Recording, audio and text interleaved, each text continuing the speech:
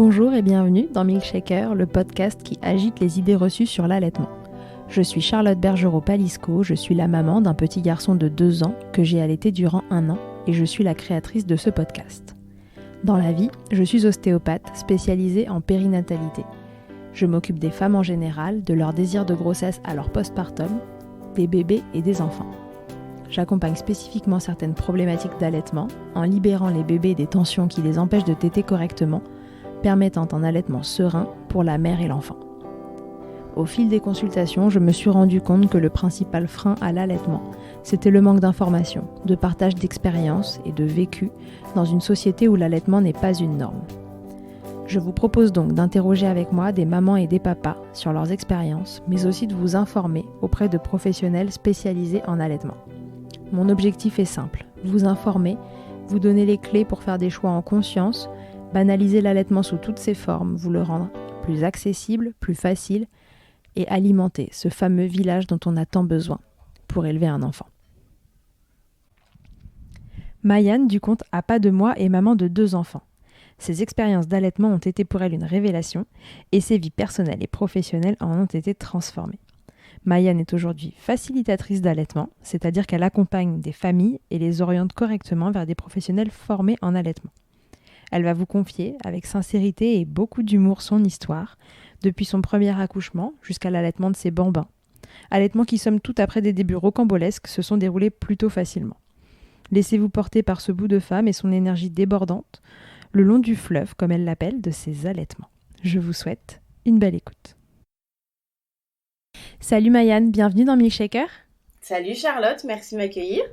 Mais de rien. Mayanne, est-ce que tu peux te présenter pour les gens qui nous écoutent et qui ne te connaîtraient pas déjà ? Mais bien sûr, alors moi je suis Mayanne du compte À Pas de Moi, mais surtout de la chaîne YouTube À Pas de Moi, parce qu'à la base je suis pas forcément Instagrammeuse, je suis YouTubeuse. Ok. Et c'est une chaîne YouTube, en fait c'est la première chaîne francophone sur l'allaitement maternel et la lactation humaine. C'est une chaîne de vulgarisation, alors entre parenthèses de simplification, d'informations Ouais. autour de la lactation humaine et de l'allaitement maternel. Oui, le mot vulgarisation peut être connoté un peu négativement, mais pas du tout. Quand on parle de choses médicales, c'est plutôt une qualité de savoir vulgariser des connaissances dans un domaine pour qu'elles soient accessibles à tout le monde. C'est plutôt une qualité normalement. Ok, Mayanne, tu as des enfants. Est-ce que tu les allaites ? Alors, j'en ai 2 et j'allaite encore les 2, qui ont 5 et 3 ans. Ok. Qu'est-ce que tu fais dans la vie ? Alors, dans la vie, je suis ce qu'on appelle, pour rigoler dans le jargon, je suis ce qu'on appelle une slasheuse. C'est-à-dire que je suis quelque chose, slash quelque chose, slash quelque chose. Ah d'accord. Donc Je à la croyais que c'était un vrai mot. non, non, en fait, c'est parce que c'est les gens qui ont des multicasquettes et donc on les appelle des slasheurs. Et en fait, moi, à la base, donc j'ai la chaîne YouTube sur laquelle je vulgarise de l'information. Je suis créatrice de bijoux en lait maternel. Je suis Mhm. créatrice de vêtements d'allaitement, de pins d'allaitement. Après, en termes de, on va dire, professionnel pur et dur, voilà. Après, je suis en cours de certification d'accompagnante BN, donc Biological Nurturing. Je suis en train de la finir. Voilà, je fais pas mal de choses aussi engagées autour de l'allaitement dans des associations, etc.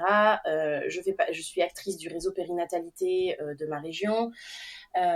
Donc voilà, je fais pas mal de choses. Après, en termes de métier pur et dur, je suis créatrice de bijoux en lait maternel, de vêtements d'allaitement et de pins. Et bien sûr, je suis youtubeuse. Ok, en effet, ça fait beaucoup de slash. Super.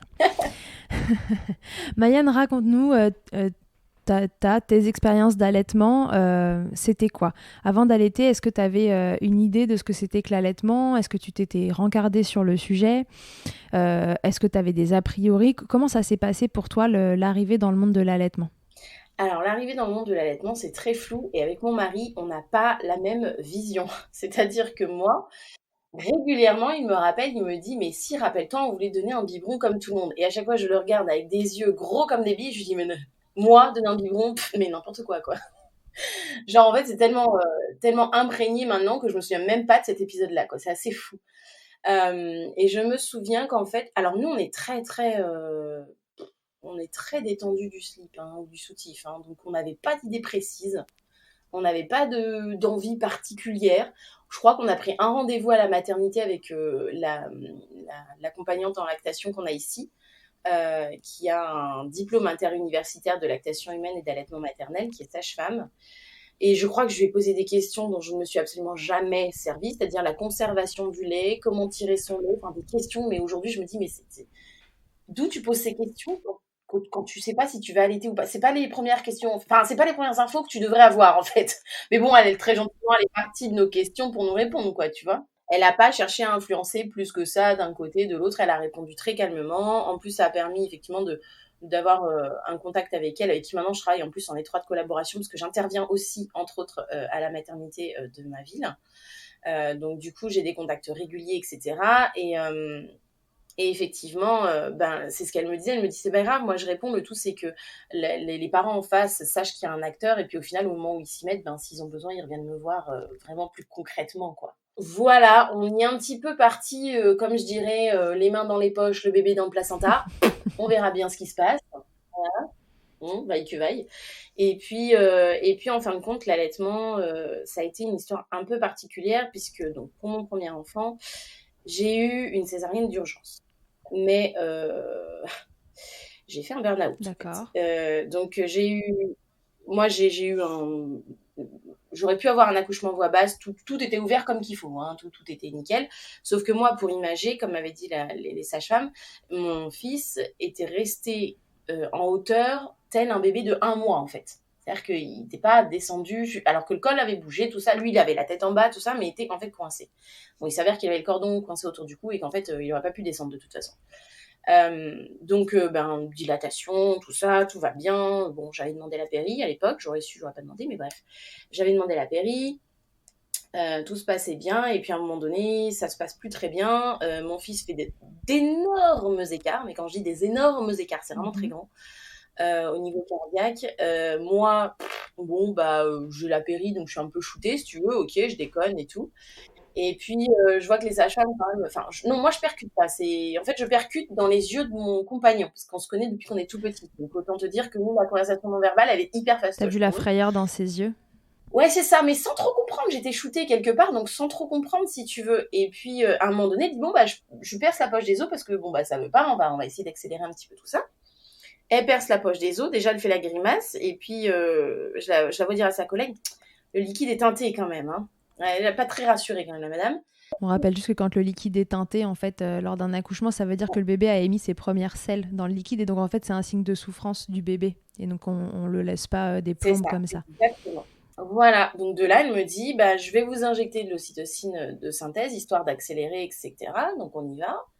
Et puis, le bébé, moi, bien, voilà, toutes les voies étaient ouvertes, mais toujours pas de bébé à l'horizon, quoi. Enfin, et pourtant, les contractions étaient là, ça y allait, il y avait tout, hein, mais pas de bébé à l'horizon. Et puis là, en plaisantant, elle me dit, bon, je vais vous préparer pour la césarienne d'urgence. Des fois, ça fait venir le bébé, tu vois. Bon, moi, détendu du thé. Ah oui, allez-y, complètement, pas de souci. Allez, on y va. Ça vient toujours pas, donc là, appel du gynécologue de garde, hein, de toute façon, voilà, il fallait y aller, quoi. Le gynécologue passe la porte, et moi, je le regarde, je fais, je suis prête, docteur, on peut y aller. Mais vraiment, mais d'un détendu, tu te dis, la meuf, c'est pas possible qu'elle ait une césarienne d'urgence, tu vois, c'est pas possible qu'elle connecte la gravité du moment, tu vois. Et en fait, c'est quand on est passé dans la salle d'urgence, où du coup, comme c'est une césarienne d'urgence, j'ai été séparée de mon compagnon. Là, ça a commencé un peu à plus très bien aller. Et c'est au moment où j'ai entendu scalpel, où alors là, c'est simple. Je pense que ma rationalité s'est barrée à Tahiti avec le bikini et m'a laissé en plan sur la table de travail. C'est-à-dire qu'à un moment donné, il y a eu dissociation de la personne, quoi. Au moment où j'ai entendu scalpel, c'était foutu. Enfin, il y avait plus. Je tremblais, mais alors comme une tarée sur la table, ils ont dû me mettre Des couvertures. deux couvertures chaudes, si tu veux, réchauffantes, là, alors qu'il faisait bon en plus dans la salle. Hein. J'avais plus personne. La gentille anesthésiste qui nous avait fait la misère parce qu'elle voulait pas que mon mari reste pour la péri me dit mais moi je suis là, etc. Sauf que dans ma tête c'était en fait toi et moi on n'est pas copines depuis le départ, donc j'en ai rien à foutre de ta gueule. Voilà, donc ça ne m'a pas du tout rassurée, si tu veux. Et puis je les entendais effectivement, et alors dans ma tête pendant tout le truc c'était n'oubliez pas une compresse, n'oubliez pas une compresse. Je ne sais pas pourquoi j'étais focalisée sur le fait qu'on oublie une compresse, mais tu sais quand t'as plus de Non, là, c'est rationalité de foutu, toute là, ouais. façon il y a rien qui est cohérent. C'est les croyances qui prennent le dessus. Et donc ce bébé sort par césarienne. Vous êtes séparés du coup dans un premier temps? Alors, ce qui se passe, c'est qu'ils le sortent. La sage-femme me le montre, mais alors elle le tient. C'est-à-dire que pour donner une image quand même un peu visuelle, c'est-à-dire qu'elle a le corps dans les mains, mais le cou est coincé dans l'angle de l'index et du pouce, donc ça lui fait une tête qui pend, et il est bleu.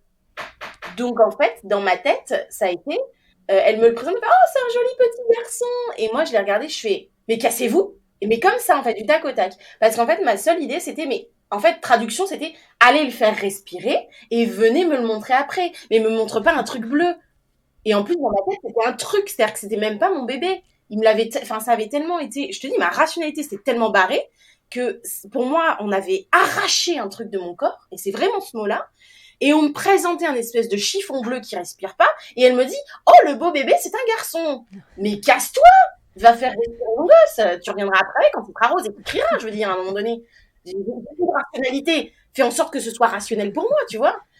Et en fait, la pauvre, quand même, parce que je pense qu'elle doit avoir l'habitude, donc elle me dit, ah, mais oui, très gentille, très souriante, j'y vais, ne vous inquiétez pas, etc. J'ai même pas entendu ne vous inquiétez pas. Et puis, elle ouvre la porte, 21h11. Je sais exactement à quelle heure est né mon fils, l'horloge était en face. De là, eux, ils s'occupent de moi en bas. Et puis, j'entends le gynéco qui me dit « Ah, vous l'entendez? Ça y est, il crie !» Et alors là, double dose déjà que j'avais plus de rationalité, je pense que je n'avais plus de mental. Enfin, ouais, l'hystérique. Parce que dans ma tête, ça a été « Oh mon Dieu, je suis une mauvaise mère, je ne l'entends pas. » Moi, je ne l'entendais pas, en fait. Je n'entendais pas mon fils crier de l'autre côté. Et pourtant, apparemment, tout le monde l'entendait. Tout le monde a fait... On a senti dans la salle, tu sais, une espèce de gros soulagement. Il y a une espèce de tension qui est descendue. Et moi, en fait, je ne l'entendais pas. Et je tremblais tellement sur la table qu'il y avait un interne avec mon gynéco qui était adorable. Elle est venue me voir le lendemain. Elle me dit, c'est la première fois que je dois m'asseoir sur une maman pour la recoudre. Et ouais. Et là, tu prends conscience du truc. Tu te dis... Ah, t'étais dans le pâté, là. L'esprit était parti. Ah non, mais il n'y avait plus personne. Non, mais il n'y avait plus personne là où j'étais. C'était le désert. Tu vois une boule, tu sais, qui s'ouvre dans les films dans le désert. Je pense que mon cerveau, c'était ça. Hein. Et alors, c'est horrible parce que tu te sens pas mère tout de suite. Enfin, je vais y revenir. Donc, ils sortent le bébé, ils lui font les soins, etc. Et effectivement, il fait le pot à pot au début avec mon mari. Je l'ai pas tout de suite parce qu'il faut le temps qu'il te... Même, je l'ai eu très rapidement, hein, mais bon, le temps qu'il referme, qu'il te check, etc. quand même. Donc, ça a peut-être mis... Oh, j'ai pas eu les 2 heures de séparation parce que ici ils font en sorte quand c'est des césariennes d'urgence et que le bébé finalement derrière ça va de vite ramener bébé à la maman justement. Et donc je pense pas que ça ait duré des heures et des heures. Moi je m'en souviens pas. La seule chose que je me souviens c'est que je me suis retrouvée dans cette salle qui pour moi m'a paru un temps mais atroce. En fait moi la seule chose que j'ai demandé pendant toute l'opération c'était mon mari. Tel un enfant qui demande son doudou. Moi je répétais je veux mon mari, je veux mon mari, je veux mon mari, je veux mon mari à peu près toutes les 5 secondes je pense. Et en plus, quand je l'ai... en plus, c'est hyper affreux parce que quand il ferme la salle d'urgence, je revois sa tête. Et c'est là, je pense, que j'ai pris conscience de la gravité avant même qu'il dise scalpel. C'était pas connecté. C'est ce mot-là qui a fait le déclic. Mais j'ai vu sa tête. Je l'ai vu blanc, limite transparent. Mais je le connais depuis qu'on est gamin. Et j'ai fait, là, il y a un truc qui va pas. Même si c'était pas monté dans mon cerveau, là, il y a un truc qui allait pas, quoi. Bon, après, quand il a dit scalpel, c'était foutu, j'ai compris. Mais ouais. Et en fait, quand il a rouvert la porte, comme notre fils pleurait pas encore, j'ai revu sa tête, si tu veux. Et je me suis dit, mais ça va toujours pas, en fait. Et moi, le temps que j'ai l'enfant, oui, d'ailleurs, tu vois, toujours, je dis l'enfant, je dis toujours pas mon fils quand c'est dans cette période-là. Le temps que j'ai mon fils, je le vois pas mon mari, donc je sais pas que ça va mieux, que lui il a conscientisé, qu'il a pleuré, etc. Y a rien, j'ai une salle blanche vide, froide. Voilà, super. Limite, et c'est dur ce que je vais dire, mais c'est vrai. À ce moment-là, je me suis sentie sur un lit de morgue. C'est-à-dire que on m'avait ouverte, hein, découpée comme un poulet, vidée, voilà, comme un poulet quoi, que tu vas faire cuire. Et puis, je me retrouve là, dans cette salle froide, toute seule. C'est-à-dire qu'il n'y avait plus personne. Hein. À un moment donné, il n'y avait vraiment plus personne. La sage-femme était partie, parce que du coup, elle est allée voir le papa. En fait, elle est allée chercher mon fils et mon mari. Mais j'étais toute seule, de fait. Et donc, je me suis retrouvée... Et puis, avec cette lampe juste au-dessus oui, les lampes de bloc sont pas toujours hyper accueillantes. Ah ben non, mais et pourtant ils ont fait leur max, vraiment. Je veux dire, ils ont été au top, hein. Mais vraiment, tu te retrouves sur une espèce de lit, t'as des murs blancs autour de toi, mais la salle est comme c'est dans la pénombre, ça fait limite, moi dans mon esprit, dans mon imagination, ce qui m'en reste, c'est des murs gris avec une lampe au-dessus de toi. Je te jure qu'à un moment donné, tu te dis, bah, c'est pas possible, esprit criminel ou sur quoi je suis là? Comment ça se passe? À quelle sauce je vais être bouffée, en fait? Et puis, je tremblais, mais tremblais, mais tremblais. Et en fin de compte, au moment où elle ouvre la porte, et ça, c'est assez fort dans l'esprit des femmes, je trouve, c'est ce qui est incroyable. Elle ouvre la porte. Déjà, je vois mon mari. Premier effet Kids School, je vois mon mari. Déjà, ça commence un peu à me détendre. Je tremble toujours comme une espèce de feuille, je sais pas à quoi je ressemble, mais comme une épileptique, quoi. Et je le vois qui approche avec notre fils. Et en fait, à un moment donné, comme ils sont suffisamment dans la lumière, je les vois tous les deux, la sage-femme va pour... C'est-à-dire qu'il faut vraiment s'imaginer, il y a mon mari debout. Elle prend le bébé. Je la vois qui s'approche de mon torse. Et dans ma tête, il y a un punaise de déclic, parce que je veux pas être mal polie, où je me dis, tu arrêtes de trembler. Ça ne peut pas être ta première relation avec ton enfant, ça suffit. Et je m'auto-engueule, tu vois, intérieurement, enfin une espèce d'auto-injonction intérieure à stop. Ça ne peut pas être ta première interaction avec ton bébé, ce n'est pas possible. Et d'un coup, en un déclic, elle est à, allez, 2 centimètres, le bébé est à 2 centimètres de mon corps, j'arrête totalement de trembler. Terminé. Elle le pose. Au mental. Une fois qu'elle l'a posé, et ben là, ça fait ok, il est là. Bon, très bien. Mais tu te sens toujours pas mère, tu vois, vu comment ça s'est passé, tu te sens toujours pas maman. Tu te dis, ok, elle l'a posé, c'est-à-dire que c'est pas elle a posé le bébé, elle a posé mon fils, non, c'est elle l'a posé. Tu sais toujours pas quoi d'ailleurs. Tu n'as toujours pas conceptualisé le truc. Et là, donc du coup, première tétée. Mais alors, elle la positionne pas très loin, mais c'est quand même assez bien débrouillé, franchement, seule. Et là, une espèce de révélation, tu sais, genre les films. J'aime beaucoup imager par les films, mais c'est vrai. Tu sais, cette espèce de halo de lumière qui fait ah, tu vois, comme ça. Ah, mais oui, ultime. Et là, je me dis, ok, l'allaitement va faire partie de notre vie. À ce moment-là, je sais pas encore à quel point. C'est à cet instant T que tu t'es dit l'allaitement, ça va être important. Et ça y est, l'allaitement, il y a un truc, ça va faire partie de notre vie, c'est important. Mais ce qu'il faut savoir, c'est que ça s'est pas mis en place aussi simplement que ça. Alors, qu'est-ce qui s'est passé dans les démarrages? Parce qu'en fait, ce qui s'est passé, c'est que moi, retour en chambre, etc. Première journée, pump up. Je pense que j'étais toujours sous cacheton, etc. Enfin, ouais, sous les effets impeccable, pas de problème. La Mayenne un peu têtue parce que nous, la nurserie est centrale. Donc, moins de 9 heures après la césarienne, j'étais debout, cramponnée au lit, l'espèce de bac en plastique transparent là. Rassurez-vous, mon fils n'était pas dedans. C'est son papa qui l'avait dans les bras. Mais moi, j'étais cramponnée à ça comme une grand-mère à son déambulateur.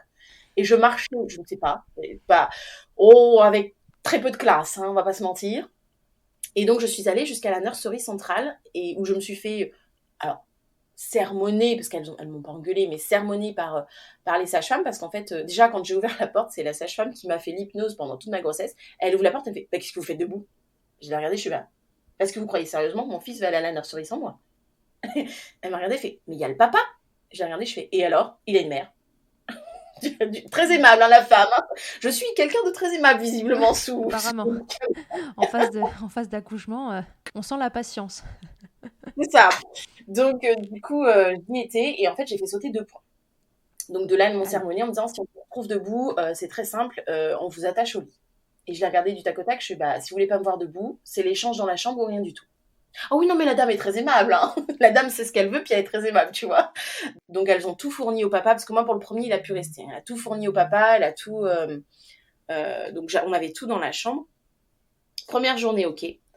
Et puis, 48 heures après, le soir arrive, et là, burn-out total. C'est-à-dire qu'on a une Maïane qui se met à pleurer. Doucement d'abord. Mon conjoint qui me dit bah, qu'est-ce qu'il y a, etc. Et là, je le regarde, je fais enlève-moi ça. Donc mon fils était au sein, et je le regarde, je fais tu m'enlèves ça.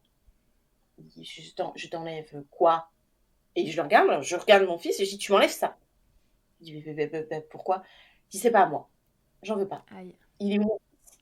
Ouais, un baby blues un peu cogné là, à J2. Ah bah, c'est-à-dire que là, tu te prends une claque dans la gueule, hein, je vais pleurer, ne vous inquiétez pas. Tu te prends une claque dans la gueule et puis toi-même, tu réalises pas et tu te dis, mais en fait, bah, j'ai pas conscientisé à ce moment-là que c'était. Alors que pourtant, mon mari me dit, mais si, t'as toujours été une mère dès le départ, puisque tu t'es levée à peine 9 heures après, parce que tu voulais l'accompagner en nurserie. Donc, si dans l'esprit de mon mari, j'étais une mère dès le départ, et dans mon esprit à moi, il y a eu une scission où, à un moment donné, je me suis dit, ben non, bah non, en fait, il est là, enfin, il est à l'intérieur de moi, il est pas sorti, en fait. Je sais pas ce qu'ils ont sorti, mais c'est pas ça. C'était pas un Ah ben non, concrètement, ça ne s'était pas fait, quoi. Et je pense que, en fait, bon, mon mari, on se connaît depuis vraiment qu'on est gamin, et c'est ça qui est important aussi dans cette histoire, parce que du coup, très calmement, il me répond, il me dit, oui, d'accord, tu veux dormir? Et là, je le regarde et je fonds en larmes. Il n'y avait plus rien qui sortait comme il fallait. Et je rage, je fais non, mais tu comprends pas, je me. Et il n'y avait pas un mot de cohérence. Hein. Il me regarde, il fait oui, mais tu vas dormir, ça va te faire du bien, tu sais. Et moi, non, mais je peux pas dormir. Alors, faut savoir que dans ma tête, à aucun moment, il était question de donner un biberon à mon fils. Hein. Et donc, en fait, ce qui m'a travaillé pour m'endormir, c'était oui, mais si je te le laisse, qui va le nourrir? Je suis déjà une mauvaise mère, je l'ai pas mis au monde. Si je le nourris pas, comment ça va se passer? Nanana. Et tout ça entrecoupé de sanglots incompréhensibles, bien sûr. Et à un moment donné, mon mari alors je mets des guillemets, hein, vraiment, parce qu'on se connaît depuis qu'on est gosse et que c'est pas comme ça qu'il faut le voir, mais il se fâche. Il hausse le ton, en fait. Mais c'est parce qu'il a haussé la voix que mon cerveau a connecté. Il me dit, écoute, maintenant, ça suffit, tu dors. Il avait pas touché à mon fils, hein, il l'avait laissé sur moi. Voilà. Et entrecoupé de sanglots, je finis par m'endormir. Et alors là, c'est un trou noir. C'est-à-dire que je suis incapable de dire ce qui s'est passé pendant cette nuit. Je ne sais pas ce qui s'est passé. Alors qu'on aurait pu me voler mon fils, je ne m'en serais pas rendu compte. Vraiment un trou noir.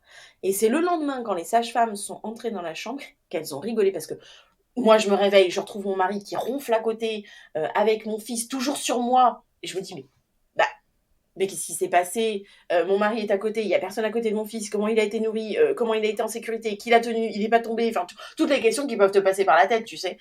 Et là, la sage-femme rentre, elle me dit, ah, oh, qu'est-ce qu'il est formidable, votre mari. Il a géré toute la nuit. Elle me dit, il est là, il était sur le fauteuil qui est à côté de vous, là, il était avec votre fils toute la nuit, c'est lui qui s'en est occupé, qui l'a changé, qui l'a mis au Et toi, sein, t'as dormi. nanana. Ah, d'accord.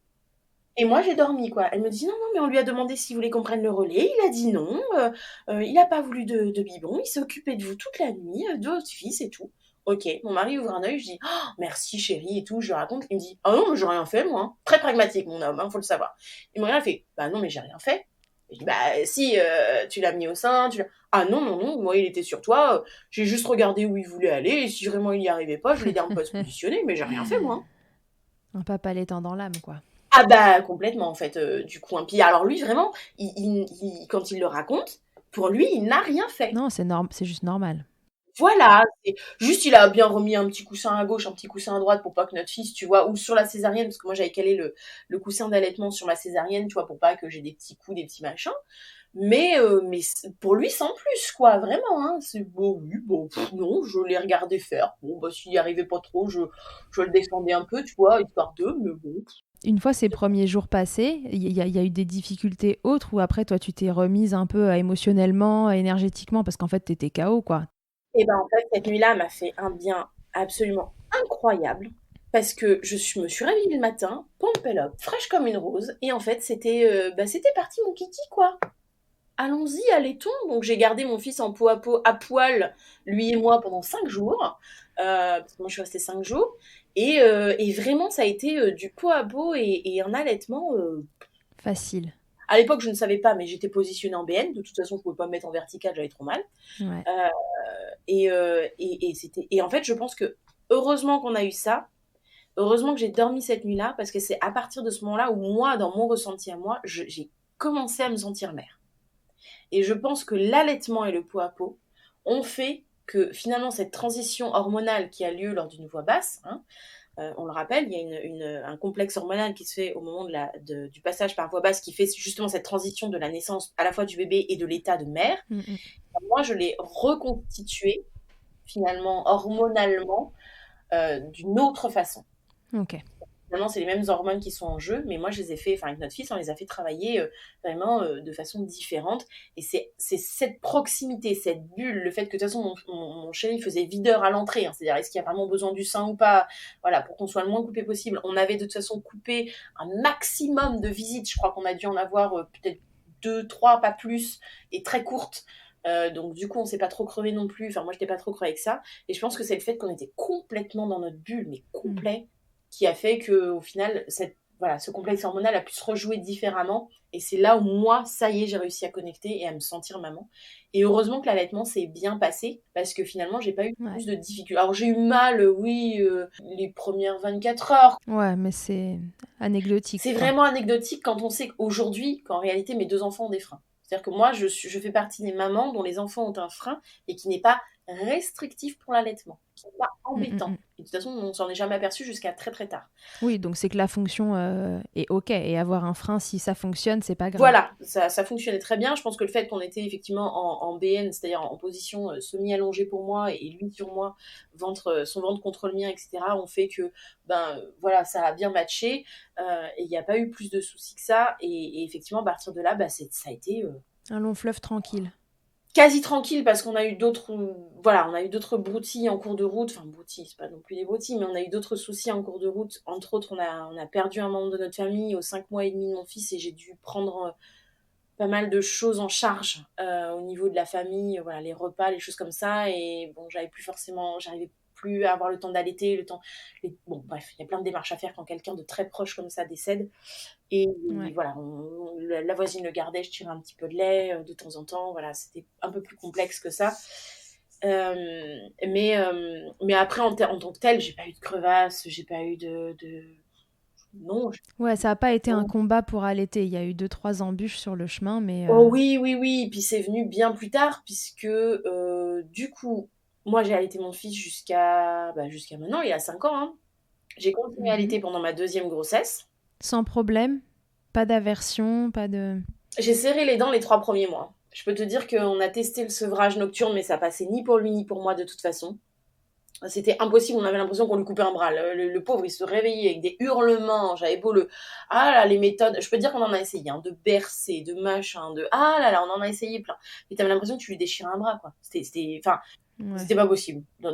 Et toi aussi, on t'a arraché un bras? Ah oui, c'était ça. C'est-à-dire qu'à un moment donné, je crois... Ça n'a pas duré longtemps, d'ailleurs. Je crois que la deuxième ou troisième nuit, mon mari... Et pourtant, c'était lui qui me disait qu'on devrait sevrer, etc. Il m'a dit, écoute, ça suffit les conneries. Je veux dormir. Donc maintenant, tu lui donnes la tétée et tout le monde dort. Donc les 3 premiers mois, j'ai serré les dents parce que c'était quand même vachement chaud. T'as un sentiment de rejet, ça fait mal. T'as qu'une envie, c'est de balancer ton gosse parce que c'est mentalement. Le contact est pas supportable. Ah non, c'est hyper dur. Mais une fois passé ces mois-là, c'était plutôt cool. Il a fait une grève de tétée vers mes 6-7 mois de grossesse, puis en fin de compte, il s'est pété la tronche. J'ai voulu le soigner, et en voulant tirer mon lait, je me suis aperçue que je mettais 3 plombes et que c'était orange. Donc je me suis dit, ok, je comprends la grève de tétée, c'est parce que je suis passée au colostrum et que ça me plaît plus. Ah. Il a quand même continué à téter. Ce qui s'est passé, c'est que lui, il s'est auto-complémenté. C'est-à-dire que comme on avait acheté feu l'époque où nous pensions donner des biberons, et que je les avais jamais rangés dans un tiroir, tu vois, un matin, il te lève, il est parti chercher un biberon, une brique de lait, il m'a regardé, il fait « Hein? Hein ?» Ok, donc j'ai rempli le biberon avec du lait. Et en fin de compte, il prenait une gorgée de lait, il ne l'avalait pas, il mettait le sein dans la bouche, et là seulement il avalait sa gorgée de lait. Ah oui, donc il mettait le lait dans la bouche, mais il se mettait au sein pour l'avaler. Ah, Genre, voilà. maman, si tu veux bien reproduire un peu de lait, ce serait cool, parce que là, Voilà. ça suffit cette histoire. C'est sympa, mais ça tourne un peu à sec, tu vois. Mais il a jamais pris le biberon en tant que tel. Oh loulou. C'était vraiment le genre, bon, bah, de toute façon, je connais cet outil-là, il traîne, je joue avec la pâte à modeler, bon, j'ai déjà détouillé 2-3 fois le truc, je sais bien que ça sert à quelque chose. Remplis-moi ça, voilà, merci, t'es gentil, t'es bien brave, maman. Maintenant, je vais boire une gorgée, tu t'assois et moi je tète, hein, voilà. Et ça faisait vraiment, tu sais, je mets une gorgée de lait, je fais téter, je mets une gorgée de lait, je fais téter. Trop chou. En fait, il était saoulé parce qu'il n'y avait plus ce qu'il voulait en lait. Il a tété parce que du coup, ma fille, c'était une césarienne programmée, il a tété jusqu'à 1 heure avant la césarienne. Et il a tété, écoute, ma fille est née à 13h, ils sont revenus à 17h avec le papa, donc à 17h, première co-tété, ensemble, quoi. Cool. Et la deuxième, enfin, c'est une fille, hein, la deuxième, La on a deuxième, dit. c'est une fille. Comment ça s'est enclenché? Pareil, facile. On la met au sein, ça roule. Alors, avec les connaissances que j'ai à l'heure actuelle, j'ai un discours mitigé. Mais si je me prends la situation comme je l'ai vécue à l'époque, easy. Franchement, easy. Ouais, dis-nous la situation en tant que maman. Nickel, franchement nickel. L'avantage que j'y ai vu moi en plus au co-allaitement, c'est que le grand a vraiment bien stimulé la montée de lait. Donc ça a été hyper rapide, je crois que je l'ai eu très très très tôt. Il faut savoir que dans les deux cas, et ça, je le dis parce que beaucoup de mamans, des fois, ont peur, dans les deux cas, je n'ai pas senti mes montées de lait. Je n'ai pas eu mal. Rien. Aucune douleur, rien du tout. Oui, c'est pas une fatalité. À part le doublage de ma poitrine, où là, tu vois que tu as doublé de volume quand même à un moment donné, et la bouche pleine de liquide blanc de ton enfant, je n'ai eu aucune indication de montée de lait. Enfin, celle auquel on peut s'attendre, quoi. Ouais. Pas d'engorgement physiologique, puisque je vous rappelle que la montée de lait, c'est un engorgement physiologique. Pas d'engorgement physiologique, pas de fièvre, rien, rien. D'ailleurs, pour moi, au premier, 5 jours, après 5 jours en sortant de la maternité, la première question que j'ai eue en croisant la dernière sage-femme, c'était « Mais alors, c'est bon, ça y est, vous avez mal au sein, vous avez eu votre montée de lait ?» Comme si la prérogative, tu sais, c'était d'avoir mal au sein. C'était d'avoir mal, ouais. Ben non, toujours pas, mais il a repris son poids, donc tout va bien. Donc pour ma fille, Donc tout roule. rebelote. Pas de douleur, etc. Vraiment, la montée de lait hyper rapide avec le grand qui stimulait. Un peu complexe, peut-être peut-être pas la première, mais la deuxième tétée pour que mon fils comprenne que, en fait, il a conceptualisé qu'il allait devoir partager, en fait. Ça a été un petit peu le truc un peu compliqué à mettre en place. C'est l'autre. Toujours compliqué quand le premier comprend qu'en fait, cette situation-là maintenant est définitive et que officiellement, il va falloir partager ses parents, éventuellement les tétés en plus. C'est ça. Donc ça a été un peu compliqué. Mais en fin de compte, bon, on est très porté pédagogie alternative, etc. Et en fin de compte, on l'a rendu direct acteur. Enfin, je connais suffisamment mon fils, on connaît suffisamment pour savoir comment il est. Et le fait de l'avoir rendu, mais je crois à la deuxième tétée, hein, il nous a tapé une crise, oui, enfin, c'est pas une crise, mais en gros, une incompréhension. Il nous a exprimé son incompréhension, voilà, il a râlé, etc. Et tout de suite, je lui ai dit, écoute, c'est simple, ta sœur, elle a besoin du tété de maman, c'est sa seule nourriture au jour d'aujourd'hui. Elle n'a que ça, elle ne peut pas manger comme toi des compotes, etc. Il faut qu'elle boive le lait de maman. Je dis maintenant, toi, il va falloir que tu me dises quel tétou, quel sein de maman tu veux bien qu'elle prenne pour qu'elle puisse manger quand elle a envie. Bon, de là, il lui a désigné le droit et lui, il s'est gardé le gauche. Peu importe, j'ai envie de te dire. Et en fait, en le rendant acteur, en le laissant choisir, entre guillemets, on ne me voit pas, mais en le laissant choisir, entre guillemets, quel sein il allait bien vouloir, en bon seigneur, prêter à sa sœur. Alors, du coup, c'est passé crème.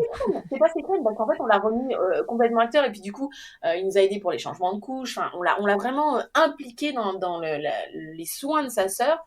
Et je pense qu'il a conceptualisé que lui aussi il pouvait faire des choses et que c'était pas si dramatique que ça finalement de partager. Bon, par contre, pendant très très longtemps, ça a été chacun son sein. C'est-à-dire qu'on ne se prête pas le sein. Ah ouais, chacun le sien. Jamais, parce que moi j'essayais quand même de faire de l'alternance. Je veux dire, voilà, elle avait besoin, la petite, etc. Et puis quand tu n'étais pas là, voilà. Et si jamais il voyait qu'elle avait tété sur son sein avant, il fallait que j'essuie mon sein pour que Ah ouais, plaisante pas. Hein. Pas Notion de propriété. Quel âge il avait ? Écoute, ils ont 26 mois d'écart. Oui, c'est ça, mais 26 mois, la notion de propriété est très présente. Oui, complètement. Et puis, quand il a été un peu plus prêt à comprendre qu'il pouvait prêter, ça a été ma puce qui, elle, était là, non, mais je prête pas, quoi, tu vois. Donc, bon, l'un dans l'autre, chacun son tour. à un moment donné. Elle lui a rendu la monnaie de sa pièce. Et moi, tu sais, je les ai laissés se débattre. Telle la mère lionne qui voit ces deux lionceaux se dispatouiller, se trapouiller entre eux. Là, moi, je dis, écoutez, allez, débrouillez-vous, hein, voilà.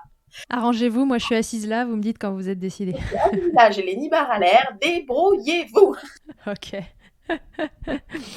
Mais alors, tu faisais quoi avant ta première grossesse ? Dans la vie, tu faisais quoi ? Est-ce que tu as dû reprendre le boulot à un moment ? Est-ce que tu as tout de suite switché sur ton boulot actuel ? Très particulier, puisqu'à la base, je suis éducatrice spécialisée.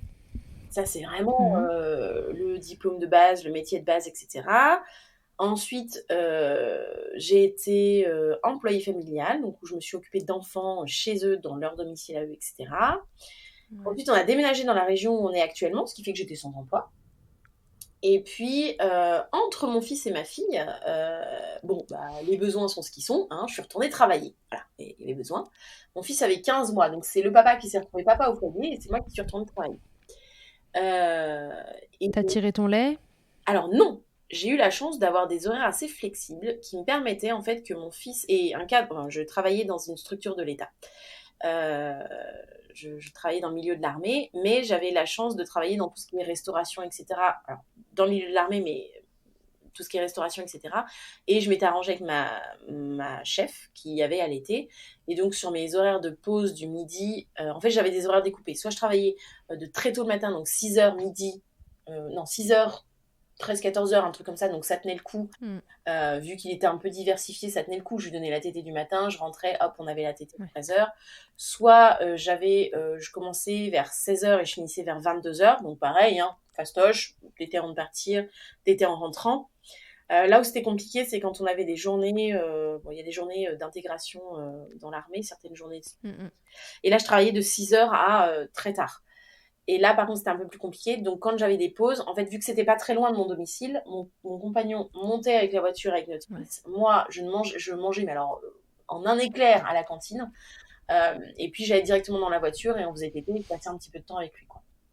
C'était parce que tu voulais pas lui donner de biberon, tu savais les éventuels risques que ça peut comporter et du coup tu voulais pas le faire, ou non, c'est juste que c'était votre solution à vous, c'était ce qui vous semblait le plus simple? Ah oui, vraiment, parce que à cette époque-là, j'étais pas du tout formée effectivement sur toutes les interactions que peuvent entraîner la prise d'un autre support de succion que le sein, parce qu'il n'y a pas que la tétine, hein, d'ailleurs. Ça te semblait logique Ouais, que ce soit comme ça, simplement. c'était possible de se découper, il tenait bien le coup entre chaque, donc il n'y avait pas trop de raison Ok. de se découper. Même si je crois que la première semaine, je crois que j'avais dû laisser du lait, je crois, même pas des biberons, je crois que j'avais dû laisser du lait dans un verre, je ne sais plus.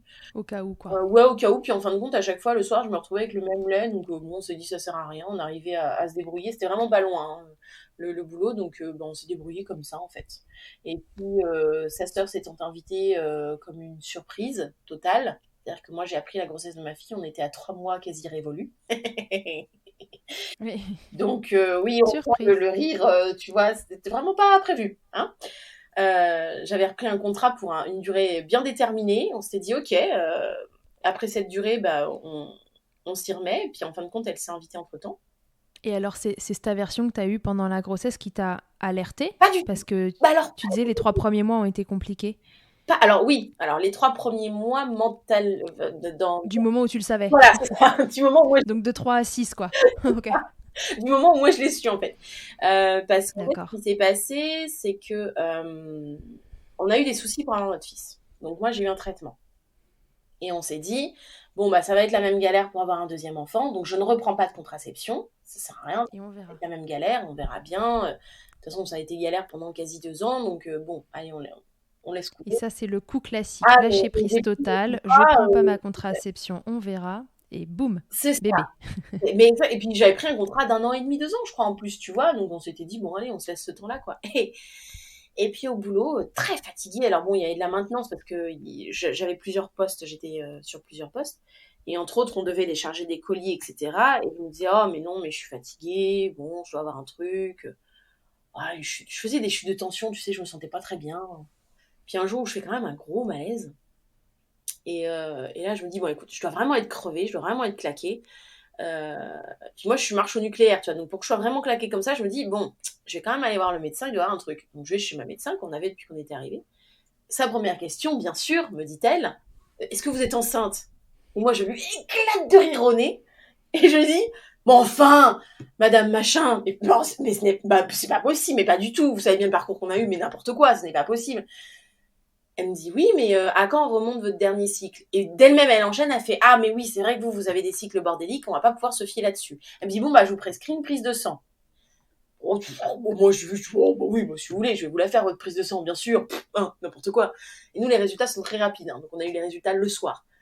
Et donc, le soir, on arrive, c'était la même, faut savoir que c'était la même infirmière qui m'avait fait ma prise de sang pour la grossesse de mon fils. Et là, elle me regarde, elle me tend l'enveloppe avec un demi-sourire. Parce que j'étais quand même arrivée en me disant, non, mais de toute façon, c'est pas possible que je sois enceinte. Avec un demi-sourire, elle me dit, je ne sais pas quoi vous dire. Donc, elle me donne l'enveloppe, je l'ouvre, et moi, je dis, bah écoutez, je pense que inconsciemment, je dis, je ne comprends pas les résultats. Alors que je sais très bien lire les résultats. Mais elle me dit, bah, il y a marqué que vous êtes enceinte.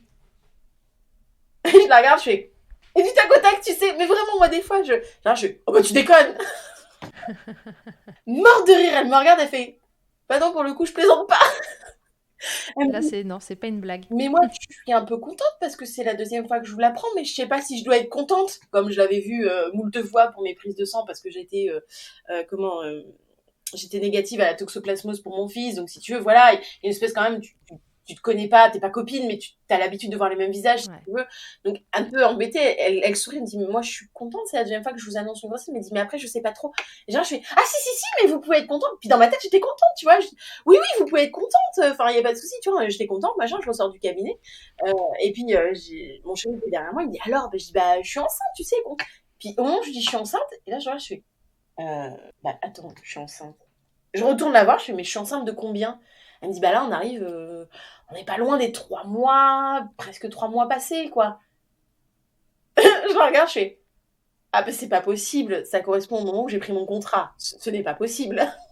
Et vraiment, dans ma tête, il y avait cet aspect de, mais à un moment donné, c'est pas possible. Et du coup, ça a remis en cause tout cet aspect professionnel? Non, parce qu'au final, bon, entre guillemets, c'était un métier parce qu'on en avait besoin là tout de suite de manger, mais c'était pas le métier de ma life, tu vois. C'était vraiment un métier, bon, tu sens que tu fais ton petit boulot parce que t'en as besoin à ce moment-là, quoi.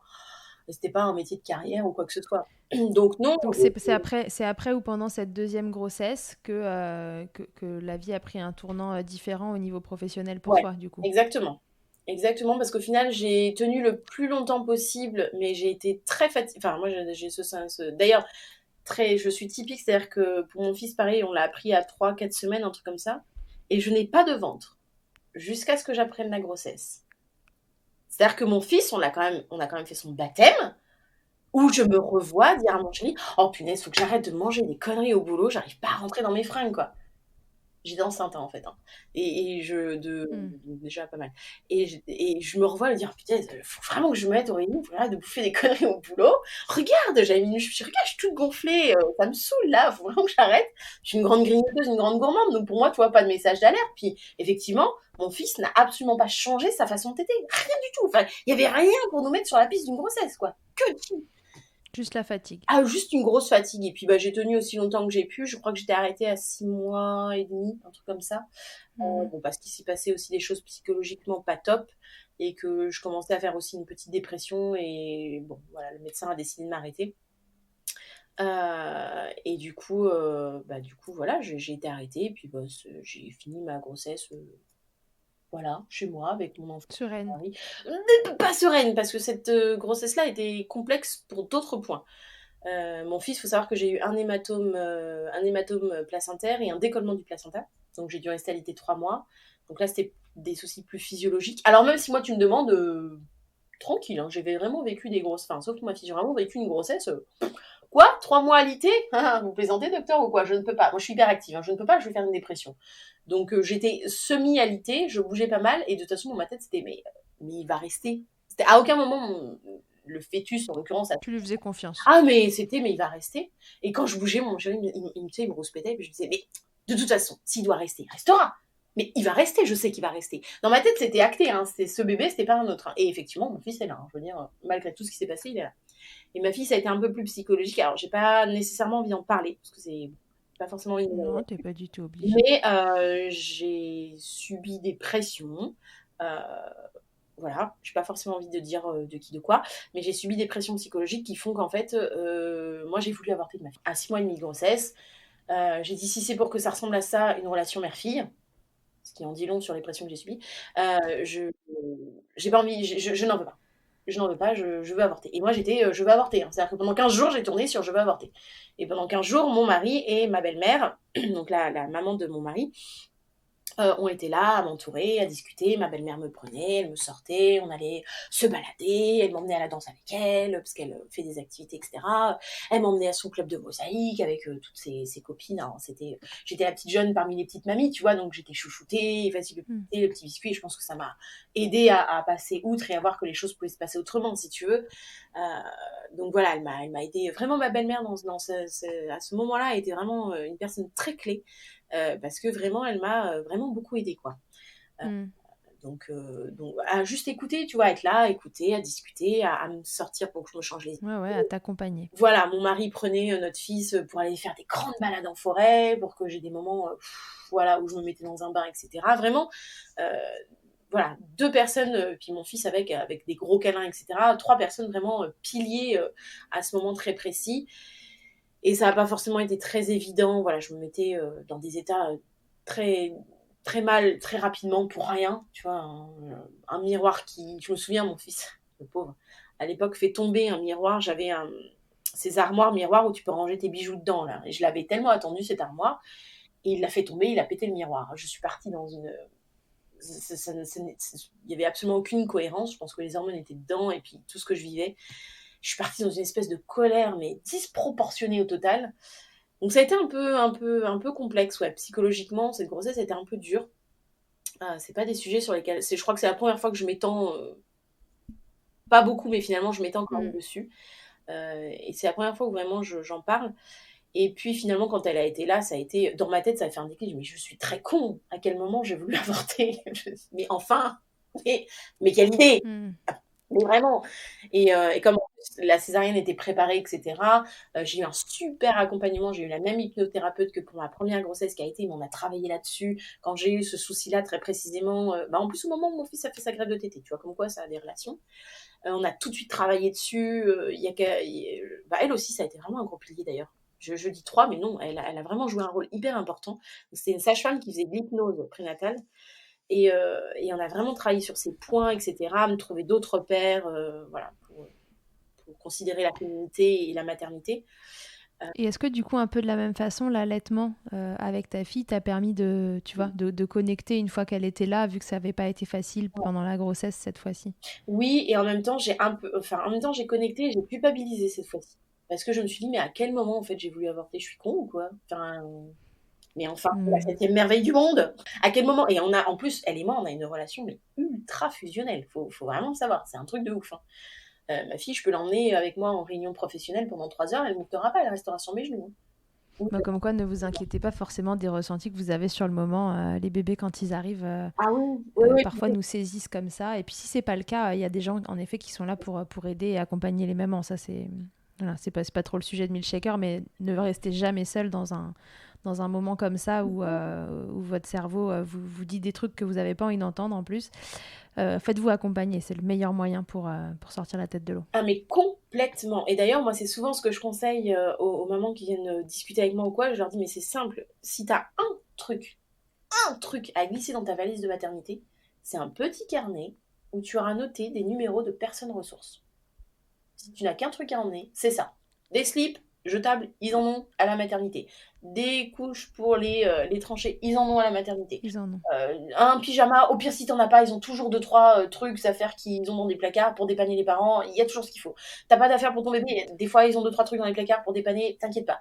Par contre, il n'y aura jamais personne pour te donner le numéro de l'IBCLC proche de chez toi, ou ta meilleure copine, ou ta mère, ta belle-mère, ou peut-être ton kiné, ton ostéo, ton chiro, la personne avec qui tu t'entends bien et qui tu t'es livré pendant 9 mois.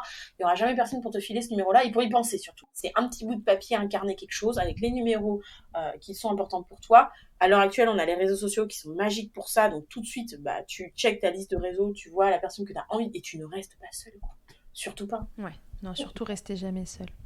Bon, et comment toutes ces expériences on a parlé plus que d'allaitement, là on a parlé de périnatalité, quoi, de cette période de postpartum aussi, de grossesse qui ne sont pas toujours des périodes faciles. Qu'est-ce qui fait qu'aujourd'hui, ton métier, ça tourne autour quasi exclusivement de l'allaitement, finalement? Qu'est-ce qui a fait basculer ça? Alors, en fait, ce qui a fait basculer ça, c'est notre premier enfant. Donc, c'est notre fils. Donc, nous, il faut savoir qu'on est en instruction en famille. Donc, les enfants ne vont pas à l'école. Donc, on rencontre beaucoup d'autres familles qui accompagnent leurs enfants de la même façon. Et puis, on a finalement fait connaissance et lié d'amitié avec des amis, où on s'est dit, ah, mais en fait, il n'y a pas d'association dans le coin qui nous correspond, qui nous plaise, etc. Donc, on a monté ensemble une association autour de la parentalité bienveillante et de l'accompagnement positif des enfants. Et puis, de fil en aiguille, quand tu es dans ce genre d'association et de thèmes d'association, t'en viens forcément à parler d'allaitement si tu veux. Puis comme t'allaites toi-même, il y a les mamans te voient, donc ça se passe, le mot se passe, et puis c'était devenu aussi une asso où finalement on pouvait trouver des ressources d'allaitement. Et je ne sais pas pourquoi d'ailleurs, je serais incapable, il faudrait que je demande à ma copine. Ah oui, parce qu'on se partage sur 2 villes en fait. Et il y avait plus de demandes côté allaitement dans ma ville, au final. Donc, moi, je faisais des petits cafés par an. Puis au final, assez régulièrement, on en revenait à parler d'allaitement dans ces cafés par an. Donc, je conseillais 2-3 lectures. Les livres qui sont très, très bien faits, la Leche L'art de l'allaitement maternel de la Leche. J'avais lu beaucoup celui-là. Puis d'autres... Il y a les petits ouvrages de Claude Didier Jean-Jouveau qui sont géniaux. Enfin, voilà, des petits ouvrages comme ça de ci, de là. Mais à chaque fois, j'avais le même retour. Alors déjà, c'était des parents qui étaient déjà parents, donc pas le temps de lire, pas le temps de se taper un gros pavé comme ça. Ou alors, c'était des parents qui n'étaient pas encore parents et des gros livres qui pourtant sont vraiment top, hein, je le redis, sur le fond, etc. Mais sur la forme, faisaient peur. Parce qu'en fait, il y avait tellement tout dedans que ça en devenait un peu oppressant et angoissant pour la maman enceinte, si tu veux.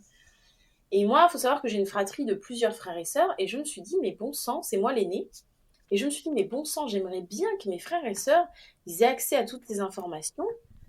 Mais plus facilement. En fait, avant même d'avoir des enfants, ou alors vraiment en début, etc. Mais que ce soit fun, un peu, pas dépoussiéré, mais voilà, quelque chose un peu plus moderne peut-être. On voit que les gens, les livres n'ont pas trop le temps, etc.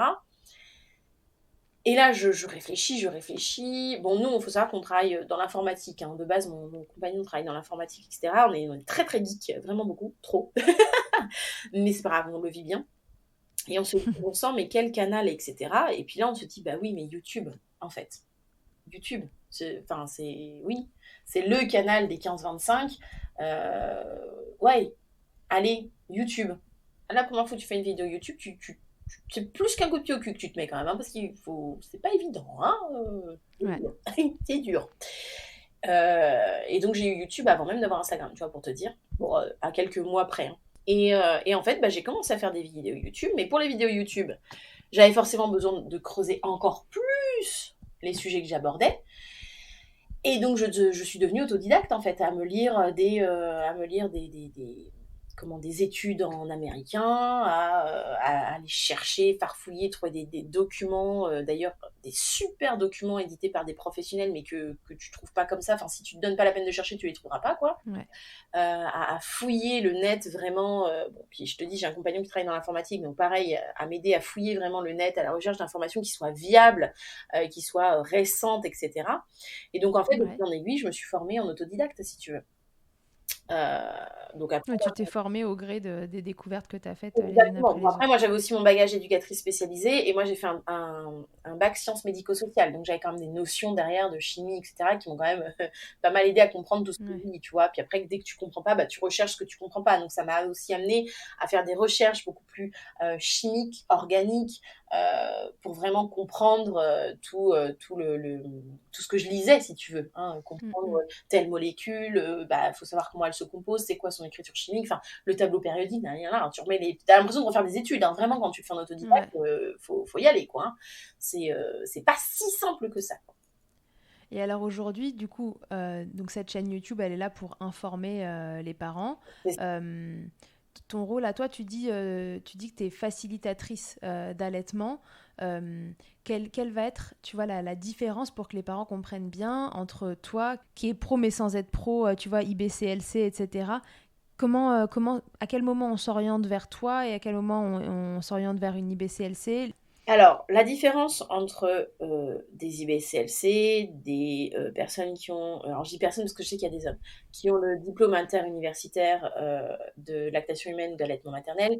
Toutes ces personnes-là, c'est que, premièrement, je ne suis pas professionnelle de santé. De 1. Je suis plus professionnelle sociale, mais je ne suis pas dans la santé. De 2, je ne donne pas de consultation. Et c'est là le point important. Moi, je ne donne pas de consultation. Oui, donc tu ne fais pas de cas par cas. Je peux, à la limite, répondre à des questions très basiques comme qu'est-ce qu'un pic de croissance, enfin, des choses que je fais, des trucs très classiques. Mais c'est de l'accompagnement maman à maman, ça même. Voilà, mais quand je sens qu'une maman va avoir besoin d'un accompagnement spécifique, mon rôle à moi, c'est d'avoir un gros carnet d'adresses et de dire, ok, t'habites où ? Là, et ben voilà, dans telle région, je connais tel professionnel, tel professionnel, tel professionnel.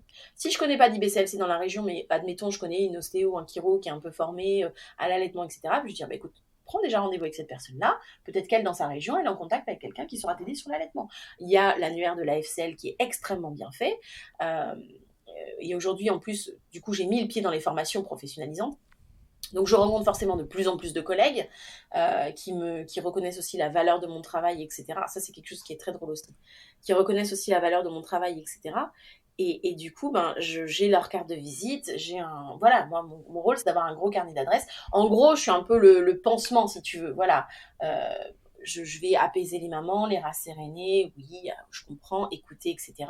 Et puis, au moment... Des fois, juste, elles ont besoin de parler et ça Oui, parfois c'est juste ça et ça suffit.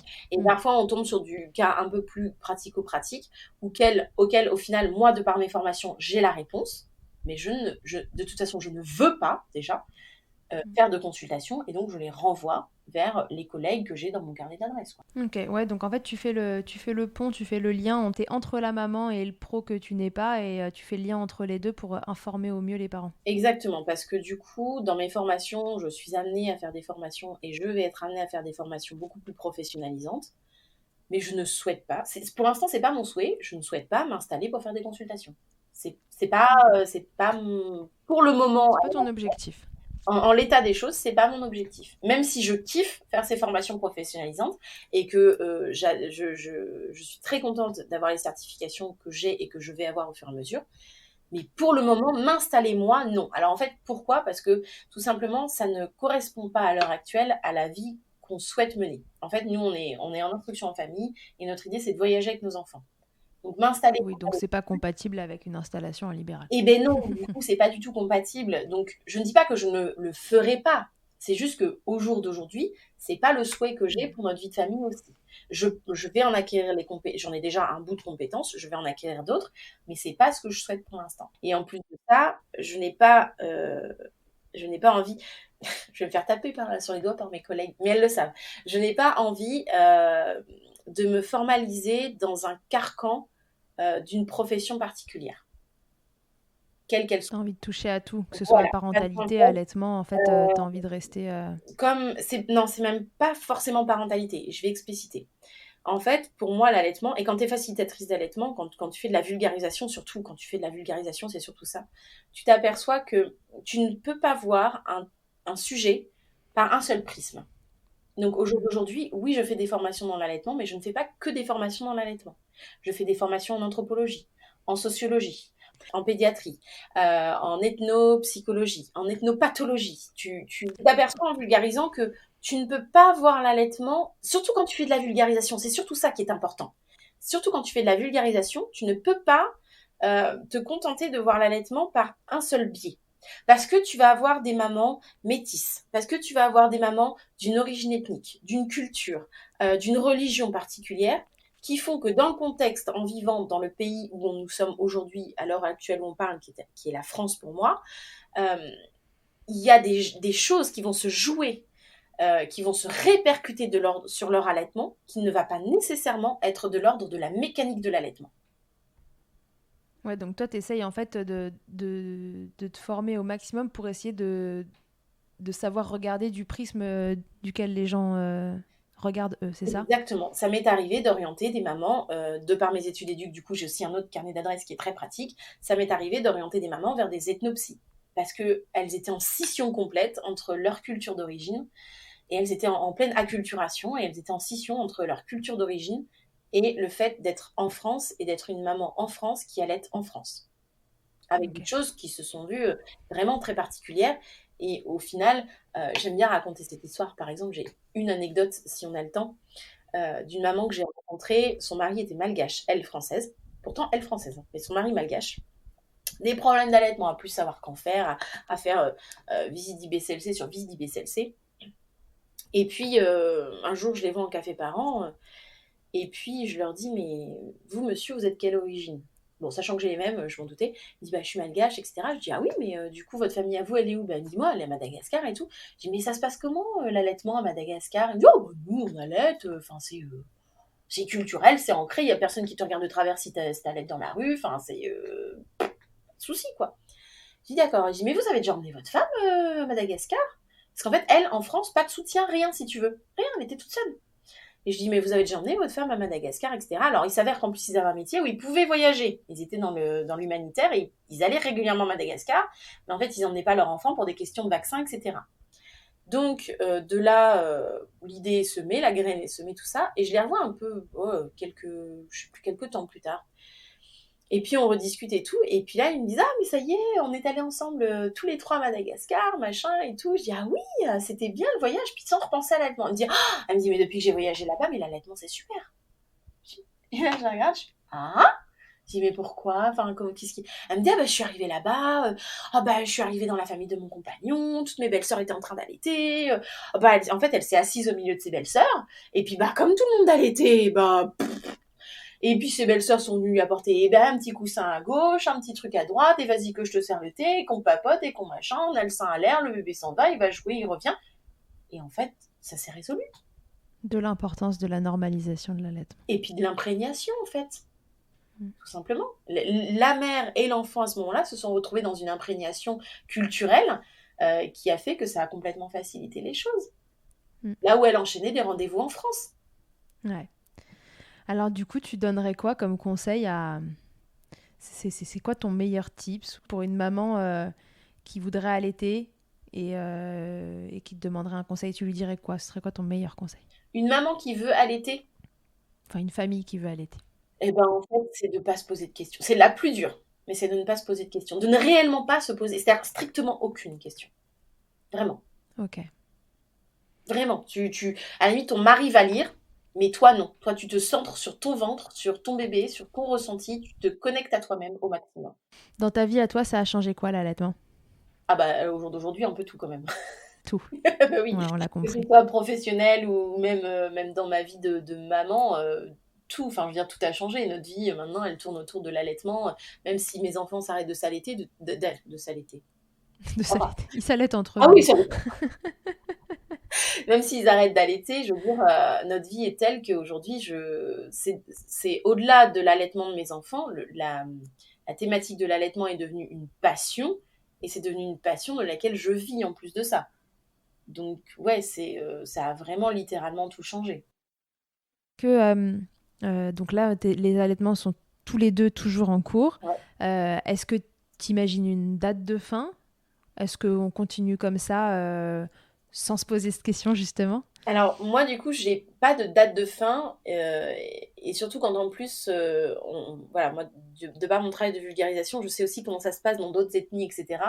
Typiquement, dans les peuples mongols, on peut allaiter jusqu'à 9 ans, hein. Donc, moi, ça me choque pas. Et puis, non, je laisse mes enfants faire au final, parce que tu vois, mon fils qui va avoir 6 ans, peut-être encore, du coup, mais vraiment, l'allaitement d'un bambin n'a strictement rien à voir avec l'allaitement d'un bébé. Je peux pas donner d'âge, parce qu'il n'y a pas d'âge spécifique, mais je trouve qu'après le pic de croissance des 2 ans, et alors ça, il est tellement mal connu celui-ci, mais après le pic de croissance des 2 ans, les choses changent. Ça change tout doucement, et on sent que l'enfant prend de l'indépendance, et plus il est indépendant, moins il va téter. Moi, il y a des fois où maintenant, même ma fille de 3 ans, s'ils passent la journée avec leur cousin ou quoi, mais je les vois pas, quoi.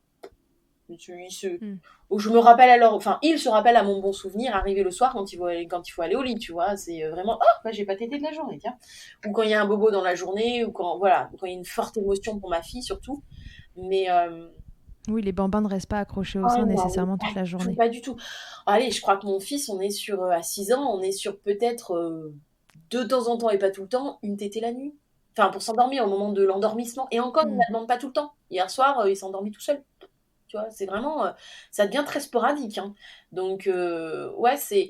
Et en fait, je m'aperçois, dans l'allaitement long, et les mamans qui mènent vraiment un allaitement long vont peut-être me rejoindre là-dessus, on s'aperçoit que les enfants têtent, en fait, à des moments clés que toi, tu ne perçois pas tout de suite. C'est-à-dire un pic d'apprentissage, le langage, la marche, apprendre à compter pour mon fils, conceptualiser, il n'y a pas très longtemps, il a conceptualisé tout le fonctionnement d'une éolienne avec le parcours électrique, etc. Et ça lui a demandé beaucoup de réflexion pendant longtemps. C'est une période où il a beaucoup tété. Voilà, en fait, pour se rassurer, ouais, en quelque sorte. On s'aperçoit mais c'est exactement ce qu'ils font. Ils reviennent à leur base, ils viennent reprendre de l'énergie. Ils reculent, finalement, ils reviennent à des espèces de tétés très intensives, etc. pour finalement refaire un bond. Et en fin de compte, on s'aperçoit que l'allaitement, mais je crois que la vie en général pour tout le monde, hein, qui ne fait pas ça avec son amoureux ou sa famille, de revenir à un moment donné où ça va pas, où il y a des trucs qui travaillent, même si c'est des trucs qui vont finir par du positif, il y a des trucs qui travaillent, et ben on revient à Ce qui est rassurant à la base, à la solidité. finalement, tout ça pour finalement, on forme une chrysalide pour finalement mieux se redéployer derrière, quoi. En fait, quand on fait un allaitement vraiment long, on s'aperçoit que c'est beaucoup ça. Et même aujourd'hui, mon fils a 6 ans, quand il y a des périodes où il a besoin de téter ou quoi, je m'aperçois que c'est soit c'est le soir où il y a eu une journée vraiment très longue, très compliquée, etc. Soit c'est vraiment, ouais, il y a un truc qu'il travaille, moi je sais pas quoi. En général, je ne sais pas quoi, et d'ailleurs je ne comprends pas, parce que finalement, ce qu'il y a, et ce qui est compliqué pour les allaitements longs, mais même les allaitements en général, hein, on a du mal à comprendre ces espèces de périodes où l'enfant va se mettre, le bébé comme l'enfant va se mettre à téter de façon complètement anarchique, énormément et tout. On se dit, mais je ne comprends pas. C'est pas un pic de croissance parce que ça correspond pas au fameux 3, 6, 9, 12 heures, semaines, mois. On peut le coller aux années maintenant, je le sais. On se dit, ah bah non, ça correspond pas à ça. Mais non, il marche pas encore. Mais non, il parle pas. Je comprends pas. Mais en fait, c'est tellement dans leur tête et c'est tellement invisible pour nous que nous, on ne comprend pas. Mais si on les laisse faire et qu'on les laisse aboutir à ce qu'ils ont besoin de faire, on s'aperçoit qu'à la fin de cette période, il y a un truc qui sort. Il y a un truc. Ça peut être savoir compter jusqu'à 10, ça peut être une nouvelle syllabe quand ils apprennent tout juste à parler. On sent qu'il y a un nouveau son, une nouvelle mimique qui est arrivée. Ça peut être, on finit par le voir. Mais c'est vrai qu'on a du mal à le comprendre en amont, sauf une fois qu'on a compris le truc, mais on a quand même du mal à le comprendre en amont parce qu'on se dit, mais il n'y a rien qui justifie, à mes yeux, moi, visuellement, en dehors de son cerveau, je suis pas dans son cerveau, il n'y a rien qui justifie qu'il soit comme ça, autant collé à moi, ça m'agace, nanana. Et nous, en plus, on peut avoir ce sentiment de rejet parce que c'est pas visible. On comprend une fois que c'est fini. C'est un peu comme les dents. Tu sais, ils sont ronchons, machin, et en fait, tu comprends pourquoi ils étaient ronchons une fois qu'elle est dehors, et tu fais, ah bon, bah c'était ça, mais avant ça, ça peut durer des mois. Le truc, c'est que nous, en tant que maman allaitante, parfois, moi, ça m'est arrivé de perdre patience, où je me disais, mais j'en peux plus, j'ai les seins en feu, quoi, lâche-moi, j'en peux plus, j'ai mal, tu passes la nuit complète, la journée complète, j'ai pas de crevasse, mais tu sais, c'est le syndrome, j'appelle souvent ça le syndrome des lèvres sèches en hiver, tu sais, quand tu te mouilles les lèvres, et puis plus tu les mouilles, plus de toute façon tu vas les assécher, et ben c'est exactement ça, c'est-à-dire que plus l'enfant t'aide, plus t'as l'impression que t'as les seins qui sont rêches comme une vieille toile de jute, et t'as super mal au sein, sans avoir de crevasse ni rien, tu sais, mais et finalement c'est là où moi j'ai des coquillages à allaitement et je m'en sers dans ces cas-là, parce que je mets un peu de lait au fond, je mets les coquillages au frais pour qu'ils soient bien froids, tu vois, je mets un peu de lait dedans et je me les colle la journée, et je respire parce que j'en peux plus de cet été intensif, tu vois, et mais maintenant, tu as compris qu'elles étaient là pour une bonne raison. Voilà. Après, tu comprends qu'elles sont là pour une bonne raison. Et quand tu as 2 bambins à l'été, ce qui est très drôle, c'est que ma fille qui vit ces périodes au jour d'aujourd'hui, et des fois, même si je le sais, tu râles. Hein. Enfin, je veux dire, t'en peux tellement que ça te dépasse et tu râles. Ça enlèverait au fait que c'est pas toujours très agréable. Je prends mes coquillages, je les mets dans le frigo et me les amène. Et ça, je trouve ça tellement adorable. Trop chou. Mais tiens, maman, regarde, ça va aller mieux, elle pourra continuer à téter après. C'est génial. C'est juste topissime, quoi. Ils sont trop cute. Et puis là, tu dis, bon, je vais arrêter de râler, en fait. Elle y peut rien. Mais dans ton fort intérieur, tu râles. Je peux dire que des fois, c'est dur. Ouais, ça enlève rien. Même aussi normal que ce soit, ça enlève rien à la difficulté sur le moment. Ben oui, parce que t'es pas forcément raccord, puis il commence à être plus indépendant, donc toi tu te dis que tu peux faire plus de choses, il y a une espèce de décalage entre les besoins encore de ton bambin qui finalement reste un bébé, quelque part, hein, il a encore besoin de tout ça, et de toi où chacun acquiert de plus en plus d'indépendance, donc tu te dis ouais, je vais pouvoir faire plus de trucs, surtout quand t'es hyperactif comme moi, et là tu te retrouves bloqué pendant 3 jours à faire des tétées intensives, et tu te dis mais je veux moi continuer à avancer et à être autre chose qu'une maman allaitante, et voilà. Ouais, mais lui, il veut compter jusqu'à 10 dans 3 jours, donc. Il est pas encore, il est arrêté à 9, donc voilà. Tant qu'il n'est pas à 10, il tète. Ok. Bon, Maïane, avant de se quitter, je te fais passer à l'interview Fast Milk. Allez. Maïane, quelle est ta tétée la plus insolite ? Alors, la plus insolite du ever que j'aurais jamais vécu, c'est pas très glamour, c'est mon fils qui, apprenant à faire caca aux toilettes, voilà, comme quoi ça va dans ce qu'on venait de dire juste avant, s'est retrouvé un jour constipé parce que du mal encore à faire sur ces fameuses toilettes, c'était encore un peu compliqué de lâcher quelque chose de son corps, en pleurs et en crise totale, et je me revois, c'est-à-dire que nos toilettes sont coincées entre un mur et une baignoire. Je me revois avec un pied sur la baignoire, un pied sur le mur, en fait, en faisant le pont au-dessus de mon fils, les seins au-dessus de sa tête pour qu'il tète en faisant caca. Waouh, tu nous feras un dessin? Ah, c'était... Mais tout ça pour qu'il arrive à téter en étant rassuré, parce que là, c'était pas cool. Dévouement maternel. Ah ben, voilà. C'est vraiment je crois que c'est celle qui dépasse. Elle est pas mal. Elle est pas mal. Je suis pas sûre qu'on me la ressorte un jour. Celle-là, c'est vraiment la plus insolite, franchement. Elle est parfaite. Alors, ça va peut-être être la même, mais si tu me trouves autre chose, le truc le plus glamour qu'il t'ait été donné de vivre durant ton allaitement. Bon, du coup, on va partir sur du glamour mignon. On va faire comme ça. Allez, vas-y, faisons du vrai glamour alors. Vraiment, le truc le plus glamour dans le sens du love en barre, c'est les enfants. Et même encore aujourd'hui, quand ils tètent tous les deux en même temps, qui se font des papouilles. Mais alors, c'est plus des papouilles. Ils se couvrent littéralement de caresses l'un l'autre en même temps qu'ils font téter ensemble, quoi. Et ça, ça vaut tout l'or du monde, quoi. C'est incroyable. Oh, trop chou. Ta position préférée dans le Kama Sutra de l'allaitement? Ah bah clairement, aujourd'hui je sais que ça porte un nom, bien que ce ne soit pas qu'une position, mais bon bref, le Biological Nurturing, le BN, le fait d'être... en fait, moi j'aime bien plutôt l'appeler la position Netflix, tu vois, c'est Netflix and chill. Au-delà de parler du BN, parce que le BN c'est vraiment pas qu'une position, puis bon, je suis accompagnante BN, donc vraiment c'est quelque chose que je défends, c'est plutôt parler de confort. C'est trouver the position où vous êtes confortable, limite les enfants têtes, vous pourriez vous endormir sans danger pour personne. Et moi, elle correspond vraiment à la position Netflix, quoi. C'est pépouze dans le canapé, une plaquette de chocolat, une tisane, les enfants à côté, et je mate ma série, et tout le monde est tranquille, quoi. Et les enfants adorent de même cette position, parce que quand je suis trop verticale, ils me poussent vers l'arrière. Maman, t'es mal installée, là. Tu vas avoir mal au dos, regarde, allonge-toi. C'est ça. Si en un mot, Mayanne, tu pouvais me résumer ton allaitement ou tes allaitements? Alors, en un seul mot, ce serait... T'as le droit à 2 mots, si tu veux. Ce serait fleuve, si je choisissais qu'un seul mot. Fleuve? Ouais. Pourquoi? Parce qu'un fleuve, il est jamais pareil à tous les endroits de son chemin. Il y a des endroits où il va être très calme, il y a des endroits où il va être très tumultueux, il y a des endroits où ça va être le bordel total, et puis finalement, il aboutit toujours à la mer, et la mer, c'est toujours magnifique à regarder. Oh, c'est beau. Il aboutit à la mer, M-E-R, M-E-R-E. Ok, on se quitte là-dessus, j'arrête. Merci beaucoup Mayanne pour cette jolie description de l'allaitement. Je pense qu'il y a pas mal de monde qui se reconnaîtra là-dedans. Ben de rien. Ok, bon ben voilà, c'était un épisode intéressant, à mi-chemin entre la maman et la facilitatrice d'allaitement que Mayanne est devenue suite à ses expériences. Merci beaucoup de t'être livrée à nous. Et puis voilà, si vous voulez papoter avec Mayanne, qu'elle soit votre facilitatrice d'allaitement, qu'elle vous conçoive un bijou avec votre lait pour avoir un souvenir de votre allaitement et voilà, et tout ce qu'elle fait, et ses vidéos YouTube, etc. Connectez-vous. Moi, Milkshaker, on fait beaucoup de la communication sur Instagram, mais donc connectez-vous par le compte Instagram et puis vous trouverez toutes les infos dont vous avez besoin derrière sur le compte A pas de moi, M-O-A. Et pas M-O-I. Et voilà, je vous remets ça de toute façon dans la description. Mille merci Mayanne de t'être confiée à Milkshaker, et puis peut-être à bientôt pour un nouvel épisode, hein. Qui sait, peut-être qu'on n'a pas tout dit. Un gros merci à toi pour ce temps passé ensemble, et puis oui, à bientôt peut-être alors.